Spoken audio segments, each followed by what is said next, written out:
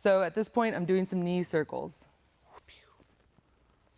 I actually like my hand this way. And one thing, your foot will generally just like, as you come here, it's like this. When I bring him over, that's when I tend to kind of bring my foot in, because then he's kind of going to roll back over my foot without me like pinching him. I'm trying to like wiggle in. But I always breathe. Take a deep breath in and out. Breathe in and out. And you can see how big this circle is. I'm going all the way, checking, going all the way up, all the way over. And look how much his hip is off that ground. It's all the way off, right?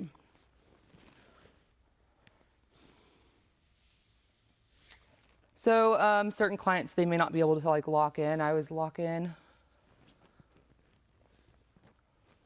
Take my socks off.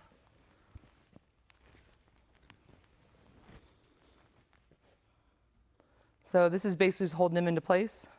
We've got our twist. Take a deep breath and out. I can feel that I'm too far from his body. Deep breath in and out. Keep breathing. This is through Robert's influence, I never just like hold, ha. But I know when I was the TA in the last class, that's what he was doing, just like holding my shoulder down, twisting me, and I was just like, ha.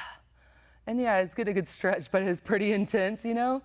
If you allow the body to like kind of have a break and breathe, move with it, you can get deeper in that twist. So at the same time right now, I'm somewhat working his arm, right? I'm doing a compression on his forearm. I'm giving him a twist, which is opening up the low back.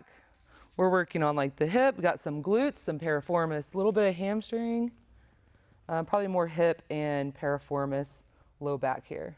Yeah. And then, you know, sometimes if I want to come back in, because this is going to create to be much, much deeper when you pin the shoulder as well. Deep breath. And I mean, you can even come in and. So whenever we're doing Thai, you have to remember that there's like a primary, right? Primary is going to be the twist. Secondary, I'm guessing would be like the foot over here with this thing, right? Then the tertiary would be like, oh, I can even work these sore calves of his. But really, it's also kind of a distraction. My primary goal is the twist. I'm trying to open that low back.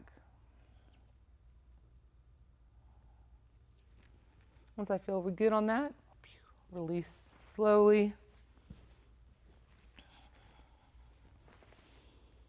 Sweet. I like to come in and press the hip.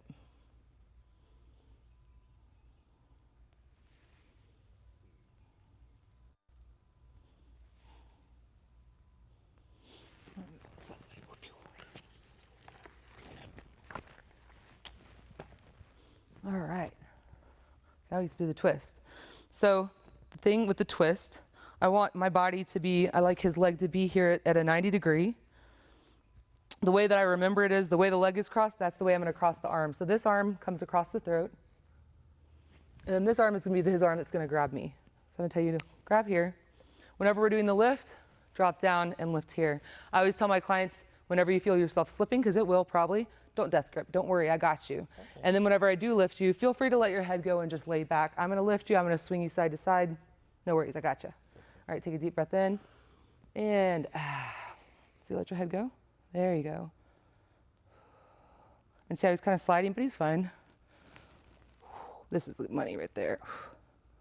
So with some clients, big clients that are super different size and body than you, either larger, either muscular or adipose tissue, it's going to be hard, but it's still, you can do it. Definitely listen to your body and don't ever do anything that might like harm you. We never want to do that.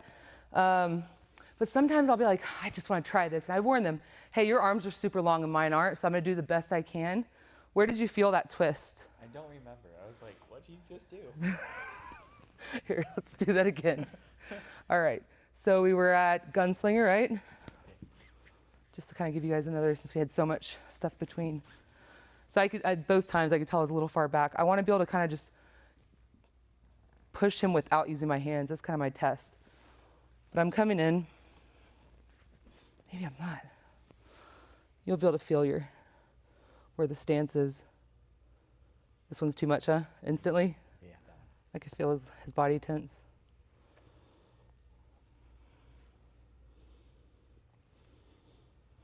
Client says, my low back hurts. I like go straight into like this leg stuff. Either that or I might put him face down. I have a habit of going prone first if they have neck stuff too, because I'm like, I don't really want to jack up your neck in the end. But it really just comes down to, I just want to touch their problem first. I think the worst feeling is coming in for something and it being like the last thing that the therapist touched. You're like, dang it, come on, just get to my neck. That's all I want. Saying about my sequence not fitting Western clients, because if they come in with neck pain, they expect us to go there first. The problem is, how do I help you understand the sequence so you can change it, break it? Yeah. And I'm still trying to figure out, as I deliver curriculum, like how do I give the students what supports them in the practice? So see how I did that? The smoothness, right? I love sound effects. I can't stop them, so I'm happy you like them. Leg circles.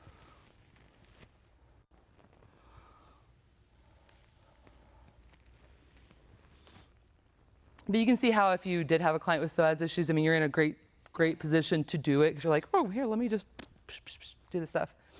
All right, leg circle. I'm gonna come in, put his ankle near his knee. Hi-ya. Stomp. Deep breath. And out. Deep breath in. And I don't fully release when he's breathing. I just give it a little. Can breathe, you know? Have you guys ever been stretched by someone that did it too fast or like didn't work with your breath? And it was so abrupt and like you couldn't even like, you were more of just like trying to understand what the hell they just did than like getting to get a good stretch. You're like, ah! That happened to me in Mexico and I'm forever different. Like I will never do that to someone. All right, so we just did twist.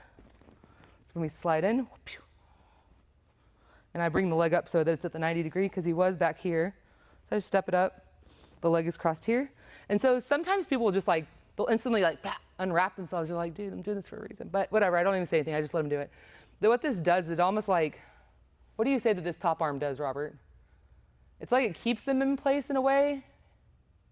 So here's the sense I get. It's like if he has his, because you're going to lift that one, right? Yep. Because it's a twist. Yeah. If he has his arm over here, it's like his body feels like it's like splayed open instead of focusing on his spine. Yeah. That usually, now the other thing is some people will do this. They'll have the arm underneath, and then when you lift them, it like pinches. Yeah. So I have a tendency to put them like this to start and then bring them for a lift at that point. Yeah. Yeah. All right. And so this one, I'm just kind of like giving him a little grip. Take a deep breath in and out. And let your head go. There you go.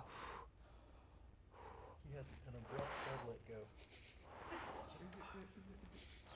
And you can see that we have a little bit of a discrepancy in our arms, right? Like it's a big difference. So I think it's still pretty dramatic to him, but to me, I'm kind of having to like squish my body up a little bit. That's just what it is sometimes when people have longer arms. It didn't feel like it was a strain to me. What if you like bent his arm and then pulled from the elbow? Would that hurt? I don't think it would work because here, see? Hit me here. Deep breath in. That other hand, can you wrap it like this? There you go. Grip from there and have him grip you. Try from there. His forearms are too big. I don't have a big enough hand to grab his forearm. Look at that. Yep. So that's why for me, I do it like this because I have a better, Okay. let me see, hold on. That's why I do it like And this. Come here. You have to change it. Sometimes I'll look and say, try this way, but no, that's fine. Is that better? Yeah. There we go. I mean, it just is what it is. You see, I can't really get much length on it. But with the two of you guys, it'd be a lot easier. I'd be like, it'd be easy. He's just strong and he's got lots of muscles. Kristen and Danielle. So what I would say, so the way I do it, because like, you know, yes, that's a great place to do the psoas work, but I like don't do psoas work on every single client. And I don't do it, you know, I wouldn't do it there on every single client. That's just a really smooth place to kind of do it if they're having a problem. At that point, I do like a big circle as they're breathing with me. Deep breath in, right? And then once I've done a couple of circles and I'm feeling pretty good, because once you feel this, you'll understand that the parts that feel the best are when it's about here to here, right? That is the best. That's why when you're just kind of like stirring the pot up here, you're like,